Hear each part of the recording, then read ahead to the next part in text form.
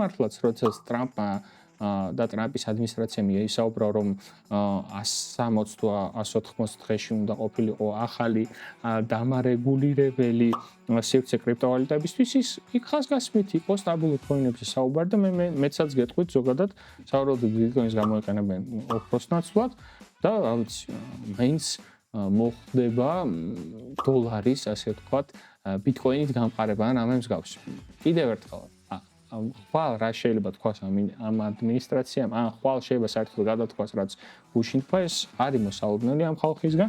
უბრალოდ თავიდანვე არ უნდა გავისულელოთ თავი და ვთქვათ, რომ პრო კრიპტო ადამიანები არიან. კი, კიდევ ერთხელ ხაზგასმით ვამბობ, რომ რეგულაციები არის შესუსტებული, თუმცა ამ რეგულაციების შესუსტებას სად მივყავართ?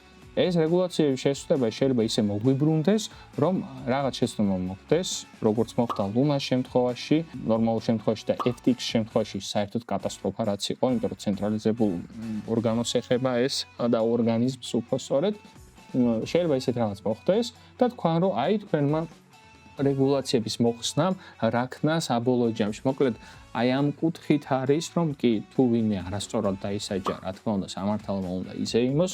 სხვა შემთხვევაში იცი რა მე სხვანაირად ვფიქრობ ეხლა, მაგრამ ადრე რაც შეცდომაც დაუშვე გაპატიე, მაშინ ეს უნდა თქვა ხაზგასმით, რომ წინა ადმინისტრაციის პირობებში არსებობდა კანონი, რომელიც შენ დაარღვიე და მე ამას უბრალოდ გპატიობ. რადგან ჩემი შეხედულება არის ეს. და ასევე, როდესაც პატიობ ვიღაცას ან როდესაც ვიღაცას იწყალებ ან რაღაცა მსგავსი ხდება, შესაბამისად პასუხისმგებლობა შენზე გადმოდის და ამ კუთხით დიდ პასუხისმგებლობას იღებენ მით უმეტეს ცენტრალიზებულ ბირჟებთან და იმედი მაქვს, რომ ეს დიდი პასუხისმგებლობის აღება არ დამთავრდება ცუდად და თუ დამთავრდება ცუდად, აქ ხაზგასმით ვამბობ, იმედი ამას არ მოყვება კრიპტოვალუტების კრიზისი, არამედ მოყვება იმის კრიზისი, ვინც ზედმეტ პასუხისმგებლობა იყო თავის თავზე.